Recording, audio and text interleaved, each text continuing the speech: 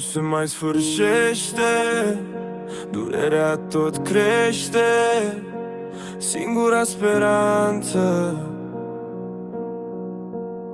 e o rază de soare, o scânteie aprinsă undeva. Inima, yeah. Petale s-au ofilit, iau țigara și un chibrit, aprind și mă trezesc prin stele. Atât de multe în labirintul minții mele, scriu pe foaie sentimente înnecate prin regrete, suflete distruse cu atâtea fețe. Orgoliu primar, sunt în catedrale, ce cer și scundare, dar e în zadare.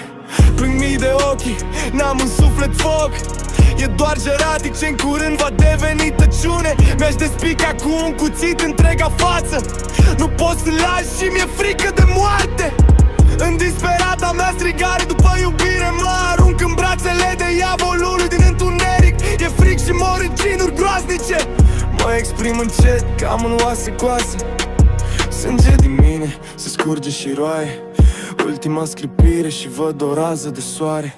E Domnul Sfânt ce l-am neglijat, dar mă iartă. N-am judecat că nu există, dar El mi-a dat viață. Mă duc în brațele Lui ca într-o oază și mă îmbrățișează și iartă că este cea mai milostivă ființă ce nu moare. Povestea o scriu pe spatele meu într-o frază, am încă m-ai ajutat când aveam mintea în ceață.